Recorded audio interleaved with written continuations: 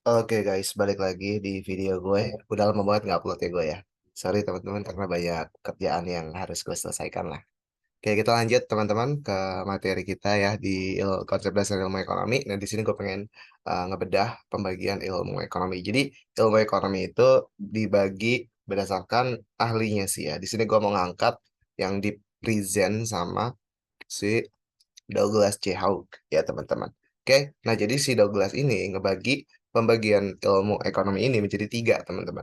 Oke, jadi ada ekonomi deskriptif, ekonomi teori, sama ekonomi harapan. Oke, kita coba bedah satu-satu.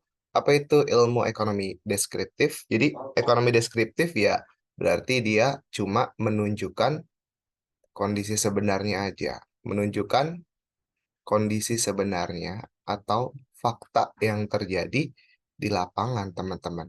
Ya, berkaitan dengan fenomena-fenomena ekonomi, menunjukkan kondisi yang sebenarnya atau fakta-fakta ekonomi yang ada di lapangan. Fakta-fakta ekonomi. Nah, ilmu ekonomi deskriptif ini di ahli lain gitu ya, disebut juga dengan ilmu ekonomi positif, teman-teman. Ekonomi positif. Contohnya apa?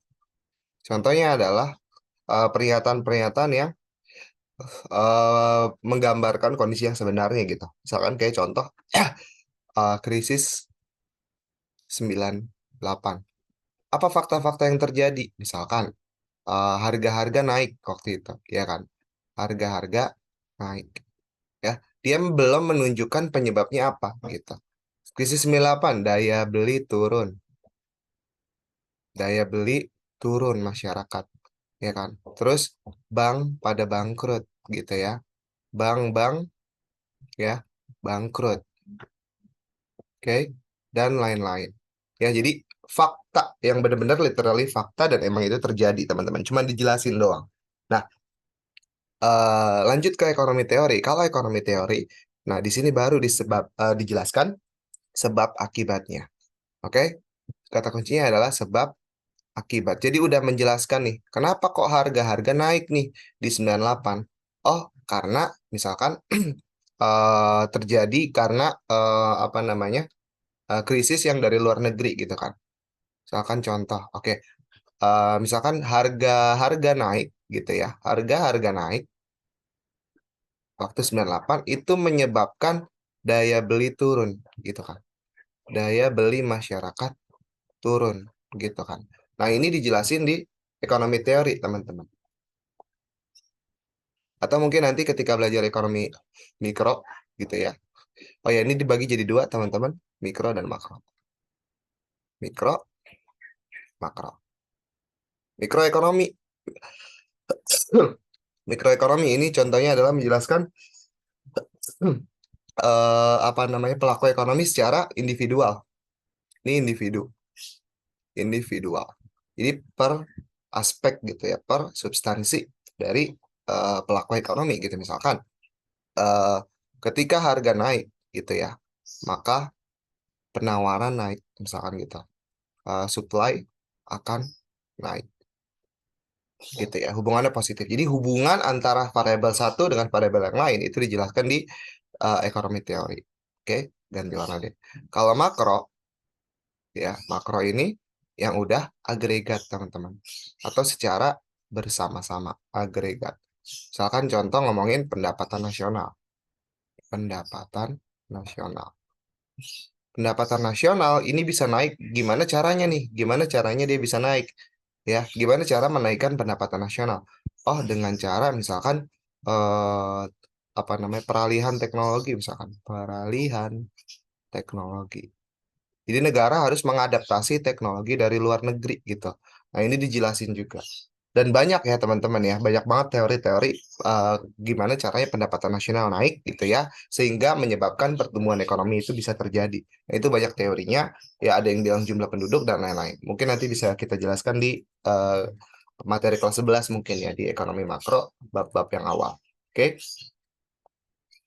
Nah, ekonomi teori ini juga masih masuk ke ekonomi positif, teman-teman. Jadi ekonomi positif ini ya merangkum dua, deskriptif dan teori. Jadi fakta sekaligus teorinya dijelasin juga. Jadi pernyataan yang kemiskinan di desa A meningkat disebabkan oleh tingginya kasus korupsi yang ada di desa A. Nah, itu bisa tuh masuk ke ekonomi positif, teman-teman. Oke, jadi deskriptif dan teori itu masuk ke dalam satu rumah, yakni ekonomi positif. Nah, kalau ekonomi terapan apa? Ekonomi terapan ya ini praktis, teman-teman, yang sifatnya opini, ya, atau outputnya berupa kebijakan.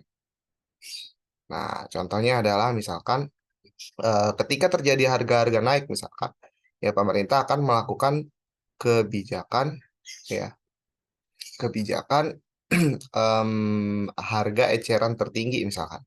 Kayak waktu itu diterapkan di minyak goreng waktu itu. Harga eceran tertinggi atau HET. Jadi ini udah mulai kepada solve problemnya kalau ekonomi terapan tuh. Oke. Nah, ekonomi terapan ini juga disebut dengan ekonomi normatif.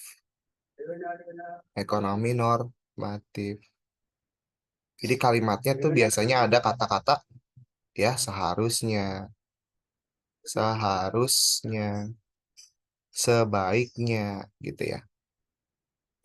Nah, ekonomi terapan ini kan tadi ya outputnya adalah kebijakan. Jadi ini erat banget sama kebijakan yang dibuat oleh pemerintah gitu ya. Contoh-contoh turunan dari ekonomi terapan adalah misalkan ekonomi syariah, ya kan, ekonomi moneter, ekonomi politik, dan lain-lain. Teman-teman kalau nanti masuk ke jurusan ekonomi, bakalan belajar tentang satu-satu nih, ekonomi syariah, moneter, politik, ekonomi publik ya, ekonomi internasional, ya, ekonomi regional, dan lain-lain, teman-teman. Oke, nah contoh dari penerapan misalkan aku ambil ekonomi syariah deh.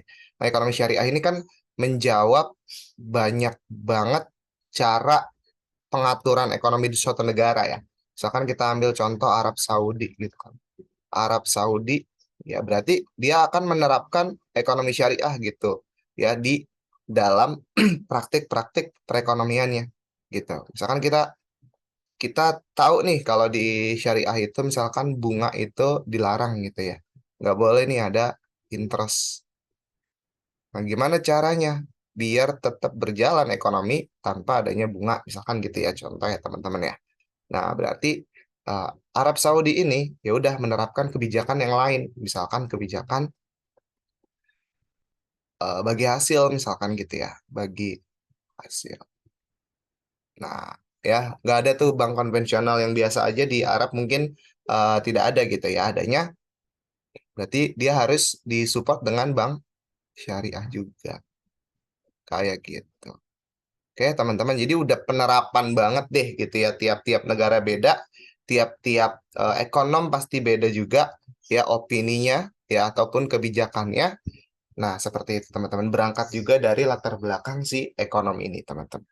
Oke, jadi kan ada ekonomi yang mungkin kapitalis banget, ada yang syariah banget misalkan, ada yang ekonom jago banget di moneter. Nah, itu udah masuk ke dalam ekonomi terapan atau ekonomi normatif. Nah, biasanya kalau ditanya pernyataannya yang kayak gimana sih yang masuk ke ekonomi normatif atau yang masuk ke ekonomi terapan, biasanya pernyataannya itu ya ada kata-kata yang seperti ini, ya, seharusnya, sebaiknya, ya, atau em, menurut si A gitu ya. Nah, itu adalah ekonomi normatif. Oke, teman-teman, jadi jangan bingung ya. Sekali lagi aku simpulin, ekonomi deskriptif itu fakta sebenarnya, teori sebab akibat. Nah, mereka berdua masuk ke dalam sini, ekonomi positif. Kalau ekonomi terapan, itu pernyataannya adalah pernyataan normatif, seharusnya, sebaiknya, dan turunannya adalah ini, ekonomi syariah, moneter, publik, ya, dan ini contohnya adalah Arab Saudi yang menerapkan ekonomi syariah, perbankan syariah.